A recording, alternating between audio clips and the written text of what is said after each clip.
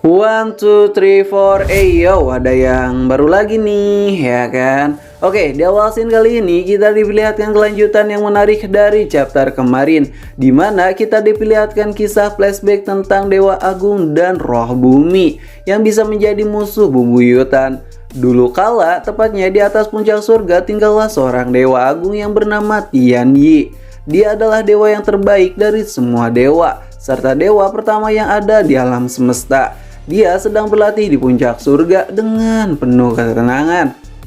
Di saat dia berlatih, tiba-tiba muncullah seseorang dengan aura membakar yang menggebu-gebu yang muncul dari bawah surga. Dan orang itu adalah Roh Bumi.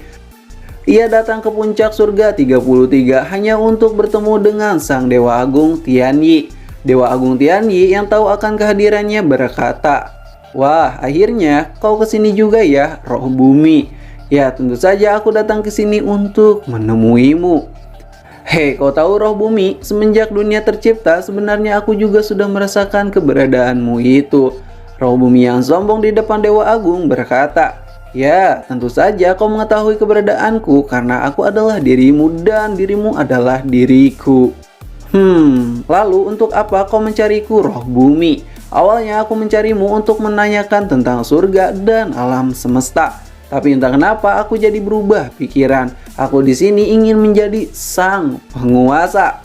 Apa maksudmu? Ya, aku datang ke sini untuk menantangmu Dewa Agung untuk baku hantam.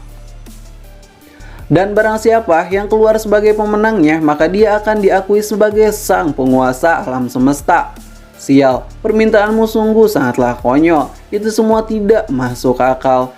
Terlebih lagi aku tidak jago kok untuk baku hantam. Haha, kau itu suka merendah saja Dewa Agung. Soka. Jadi kau ingin baku hantam denganku untuk pertemuan pertama kita ya? Ya, tentu saja. Pemenang dari baku hantam ini, dia akan dinyatakan sebagai sang penguasa. Lalu bagi yang kalah, dia harus rela berbakti serta menjadi murid selama 2000 tahun lamanya. Hah? Menarik. Jika kau memaksa, ayo kita mulai, ucap Dewa Agung yang bersemangat. Baku hantam Dewa Agung dan Roh Bumi pun dimulai. Lalu mereka berdua mengeluarkan kekuatan maksimal mereka yang menciptakan pusaran angin puting beliung yang begitu dahsyat. Percikan-percikan petir pun keluar dari pusaran angin besar itu. Pertarungan baku hantam mereka berjalan dengan waktu yang sangat lama, yaitu 10 tahun. Dari kepulan-kepulan asap baku hantam itu, tiba-tiba keluarlah Roh Bumi yang memperlihatkan wajah lelahnya. Di saat dia mencoba berdiri dengan tombaknya itu, tiba-tiba tombak kokoh itu pun hancur begitu saja. Roh Bumi pun berlutut kesakitan, serta mengeluarkan begitu banyak darah dari mulutnya itu. Ia pun sepertinya mengalami kekalahan dari baku hantam itu. Di saat dia sedang berlutut itu, tiba-tiba Dewa Agung pun berjalan di belakang Roh Bumi sambil berkata, "Bagaimana bujang? Apakah kau siap menjadi muridku selama 2000 tahun?" Roh Bumi yang masih tak mau menerima kekalahannya mencoba memberikan perlawanan dengan pisau yang ada di tangannya. Namun karena rasa malu dan harga diri yang tinggi, akhirnya dia melemparkan pisau itu jauh-jauh dan berlutut langsung di depan Dewa Agung sambil berkata, "Aku Roh Bumi, sekarang aku adalah muridmu Dewa Agung." Sepertinya ini sudah selesai ya. Kau lelah bukan? Sebaiknya kau kembalilah dan beristirahatlah dengan baik, ucap Dewa Agung. Roh Bumi yang mulai hormat kepada Dewa Agung dan juga menepati janjinya berkata, "Terima kasih atas pengertianmu sang guru. Aku sebagai muridmu akan mengikuti apa semua titahmu." Lalu Roh Bumi yang kalah itu pun pergi dari puncak surga dan kembali ke tempat dia berada. Hari demi hari, minggu demi minggu, bulan demi bulan, tahun demi tahun, itulah siklus kehidupan yang tak mungkin bisa dihindari. Pertarungan Dewa Agung versus Roh Bumi adalah pertarungan baku hantam yang sangat dahsyat. Serta kemenangan Dewa Agung dari Roh Bumi itu adalah sebuah keberuntungan. Dan untungnya saja, pada saat itu Roh Bumi dapat menempati janjinya sebagai seorang murid. Lalu bagaimana mereka bisa baku hantam lagi, ucap Dewa Guan Yin. Hei, tunggu sebentar ya. Ini saatnya sang kura-kura ini kembali ke wujud aslinya. Dan Flup, kura-kura itu pun berubah menjadi dewa kuno kebajikan, di mana ia menghukum dirinya sendiri atas kesalahannya di tempo dulu. Ia menghukum dirinya menjadi kura-kura kuno karena dewa kebajikan selalu merasa bersalah dan dihantui atas kematian sang dewa harta surga. Hukuman sang dewa kebajikan itu pun akhirnya sudah selesai setelah 1 tahun menjadi kura-kura kuno di sana. Menurut dewa kebajikan, siapapun yang melakukan kesalahan maka dia layak untuk dihukum. Tak peduli meski itu seorang dewa kuno sekalipun. Dewa Rulai yang mendengarkan hal itu hanya bisa sedikit mengangguk-mengangguk, menandakan Dewa Rulai sangat memikirkan sesuatu yang aneh. "Hei, apakah kau ragu akan hukumanku?" ucap dewa kebajikan. Dewa Rulai berkata, "Hahaha, enggak kok. Tapi kenapa kau tak berubah menjadi kura-kura raksasa supaya semua orang bisa melihatnya?" Hah, dasar Dewa Rulai sialan. Dewa kuno, kenapa roh Dewa Bumi berubah? Ya, karena roh bumi memiliki keyakinan dan prinsip yang berbeda akan kehidupan ini.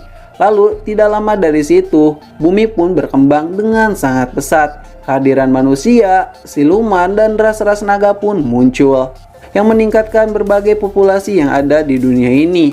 Roh bumi yang melihat tingkah laku semua para makhluk hidup yang selalu membunuh dan selalu membuat onar, menyimpulkan bahwa mereka harus dibereskan agar dunia baru tercipta kembali.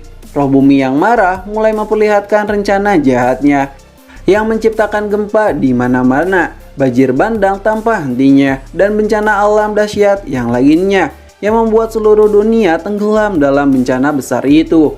Dewa Agung yang mengetahui hal itu langsung memanggil roh bumi. Dewa Agung menanyakan apa yang sebenarnya terjadi. "Mengapa kau menghancurkan seluruh dunia?" Roh bumi mengatakan bahwa dirinya telah menyelamatkan dunia dari berbagai dosa yang telah diciptakan oleh para manusia, siluman, dan suku naga.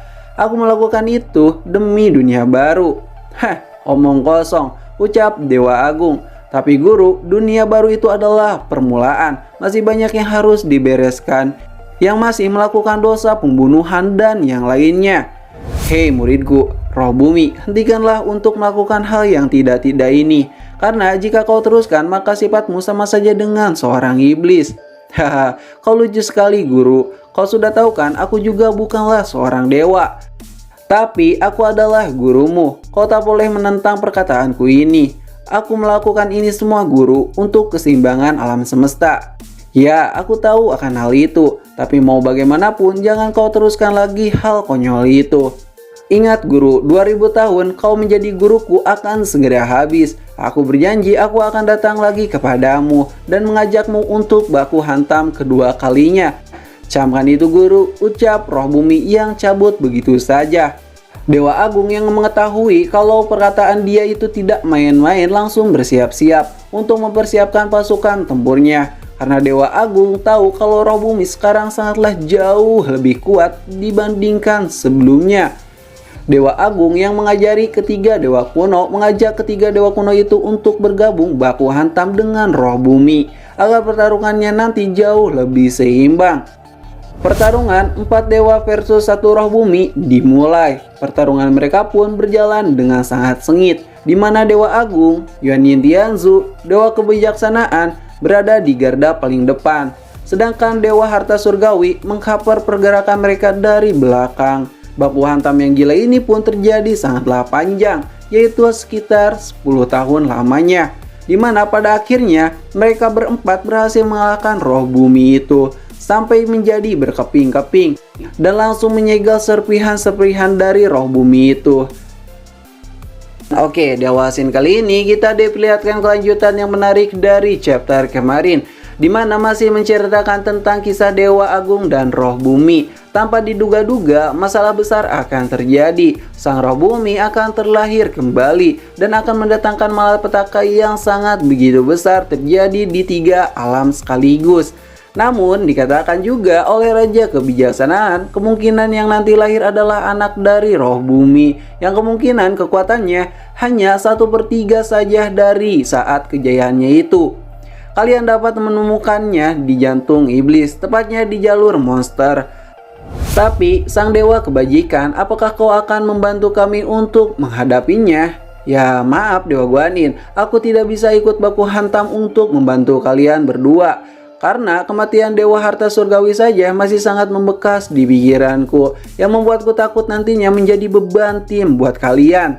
Tapi perlu kalian ingat, akan sangat sulit sekali untuk membunuh roh bumi itu. Karena dulu saja kami 4 versus 1 melawan roh bumi sangatlah kewalahan. Bahkan seorang Dewa Agung saja sampai terluka begitu parah. Jadi kalian berdua berhati-hatilah. Lalu kemana perginya Dewa Agung itu? Dewa Agung dikatakan bersembunyi di suatu tempat yang tidak diketahui keberadaannya. Bahkan jujur saja aku saja tidak tahu Dewa Agung masih hidup ataukah tidak. Karena sudah sangat lama sekali aku tidak melihatnya. Jadi lebih baik kalian fokus saja untuk baku hantam melawan roh bumi. Segel dia dan bekukanlah kekuatannya. Nanti jika aku sudah siap, aku akan membawa Sun Wukong dan Tan Zhangzhang untuk membantu kalian. Lalu Dewa Rulai dan Dewa Guan Yin pun pergi dari puncak surga. Hei Dewa Rulai, bagaimana menurutmu? Entah kenapa aku merasa ada yang janggal akan hal itu. Apa maksudmu? Aku agak sedikit curiga atas semua cerita yang dikatakan Dewa Kebijaksanaan. Jika kau dengar, kau simak seluruh ceritanya itu akan agak terasa aneh. Oh begitu ya, ucap Dewa Guan Yin. Lalu Xin pun berpindah ke gunung es bulan sabit yang terletak di tengah gurun es yang tak berujung, di mana Dewa Rulai dan Dewa Guan Yin datang ke tempat itu. Lalu di saat sampai, Dewa Guan Yin pun meminum air sungai itu. Tak kusangka ada air sungai bersih di jalur iblis, padahal dunia sedang kacau dan sumber air jernih berkurang.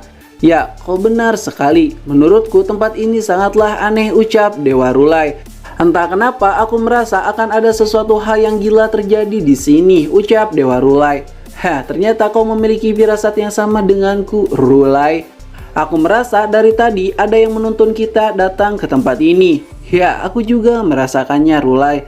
Di saat mereka berkata seperti itu, tiba-tiba pusaran air besar pun muncul di tengah-tengah es sungai itu, yang membuat gunung es tadi serta air-air itu tiba-tiba menghilang dan tersedot oleh sesuatu. Zhahaha. Edan. Ternyata mempengaruhi dua dewa teratas surga sangatlah mudah sekali. Air sungai yang terhisap itu tiba-tiba memunculkan benda merah yang membara di sana. Aura dan tekanannya pun sangatlah gila begitu saja. Tidak salah lagi ya. Set. Sebuah tangan pun keluar dari bola merah terbakar itu. Orang itu secara perlahan-lahan dan tiba-tiba berjalan untuk menemui Dewa Rulai dan Dewa Guan Yin. Yang jika kalian perhatikan, setiap ia melangkahkan kakinya, ia perlahan-lahan berubah. Mulai dari bocil, remaja, dan yang terakhir dewasa. Yang terlihat dari rambut-rambut yang mulai bermunculan dari tubuhnya dan juga janggutnya. Sial, orang ini sangatlah berbahaya. Tubuhnya itu dikelilingi aura jahat yang sangat pekat sekali. Dan orang itu adalah roh bumi yang sudah sangat dewasa. Ia berkata, sepertinya semua ini akan segera berakhir. Dan chapter kali ini pun berakhir di sini. Terima kasih sudah nonton channel ini. Like aja jika kalian suka, dislike aja jika kalian tidak suka. Kami ceritain pamit dan sampai jumpa di next video. Bye bye.